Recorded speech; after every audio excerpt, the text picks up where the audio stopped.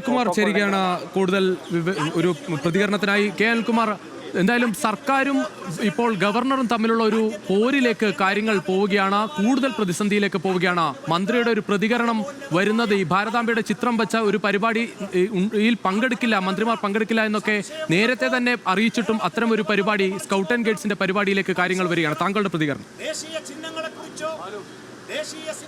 ഇത് ഭാരതാംബയുടെ ചിത്രമല്ല, India that is Bharat shall be a union of state. ഇതാണ് ഭരണഘടനയുടെ ഒന്നാം അനുച്ഛേദം. ഇന്ത്യ എന്ന് പറയുന്ന ഭാരതം എന്ന് പറഞ്ഞാൽ അതിന് ഭരണഘടനയുണ്ട്, അതിനൊരു ഭൂപടമുണ്ട്, അതിന് ദേശീയ പതാകയുണ്ട്. ഈ ഒരു ചിഹ്നങ്ങൾ ഉപയോഗിക്കാത്ത ഒരു സ്ത്രീയുടെ ചിത്രം ആരെങ്കിലും എവിടെയെങ്കിലും കാട്ടി അതെങ്ങനെയാണ് ഭാരതാംബയാകുന്നത്? പ്രതിഷേധവുമായി മുന്നോട്ട് പോകും. അല്ല, രാജ്യദ്രോഹമാണ് ഈ ഗവർണർ ചെയ്തിരിക്കുന്നത്. അത് യഥാർത്ഥത്തിൽ രാജ്യദ്രോഹമാണ്. എന്താണോ പാകിസ്ഥാൻ സർക്കാർ ചെയ്യുന്നത് അതേ കുറ്റകൃത്യമാണ് രാജ്ഭവൻ ചെയ്തുകൊണ്ടിരിക്കുന്നത്.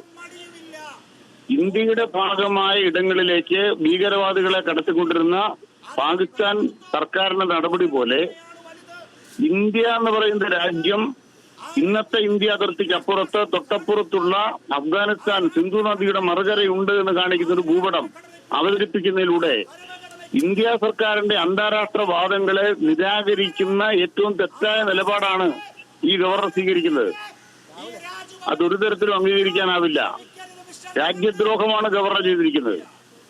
അനിൽകുമാർ, ഈ രാജ്ഭവന്റെ വാർത്താക്കുറിപ്പിലാകട്ടെ അതിലും ഒരു പിഴവുണ്ട്. കാരണം മന്ത്രി പറയാതെയാണ് ഇറങ്ങിപ്പോയതെന്നാണ് രാജ്ഭവന്റെ വാർത്താക്കുറിപ്പ് വന്നത്. പക്ഷേ മന്ത്രി പറയുന്ന ദൃശ്യങ്ങൾ അതിനുശേഷം പുറത്തു വരികയും ചെയ്തു. അല്ല, RSSന്റെ അംഗമായിട്ടുള്ള ഒരാളെ സംബന്ധിച്ചിടത്തോളം അധപ്പതനത്തിന്റെ ആഴമാണ് അത്തരമൊരു പ്രസ്ഥാനത്തിന്റെ ഭാഗമാകുന്നത് തന്നെ. നിജവും സ്ഥിരവുമല്ലാത്ത കാര്യങ്ങളാണ് അവർ പറഞ്ഞുകൊണ്ടിരിക്കുന്നത്. നമ്മളെല്ലാം ചാനലിലൂടെ കേട്ടതാണ്. ഞാൻ വാക്കൗട്ട് ഞാൻ പോവുകയാണ് എന്ന് പറഞ്ഞുകൊണ്ട് തന്നെയാണ് അദ്ദേഹം പോയിട്ടുള്ളത്. ഇവിടെ ഒരു കാര്യം, എന്താ ഗവർണർ പ്രതീക്ഷിച്ചത്? ഗവർണറുടെ മുന്നിൽ പഞ്ചപുച്ഛ അടക്കി കേരളത്തിലെ ഇടതുപക്ഷാനാമത്തിന് മന്ത്രിമാർ പോയി നിൽക്കുമെന്നോ?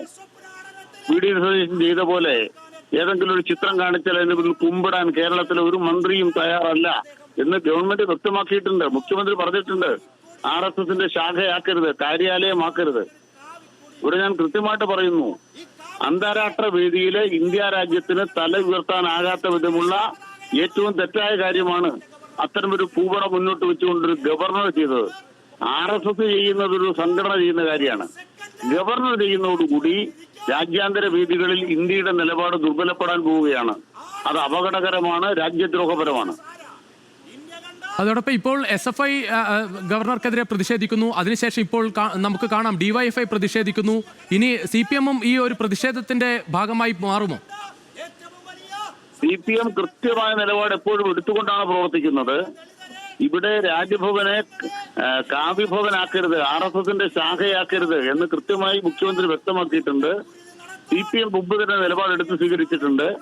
അതിശക്തമായ പ്രതിഷേധം ഈ രാജ്യത്തെ ജനങ്ങളെ അണിനിരത്തിക്കൊണ്ട് ഇടതുപക്ഷം നടത്തും. ഇത് രാജ്ഭവനുകളെ കാവ്യവൽക്കരിക്കാനുള്ള നീക്കമാണ്, അംഗീകരിക്കാനാവില്ല.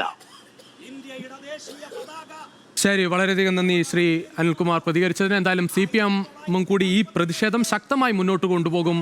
ഈ സംസ്ഥാനത്തെ ജനങ്ങളെ അണിനിരത്തിക്കൊണ്ട് ശക്തമായ പ്രതിഷേധം ഇക്കാര്യത്തിൽ ഉണ്ടാകും എന്നാണ് അദ്ദേഹത്തിന്റെ പ്രതികരണം.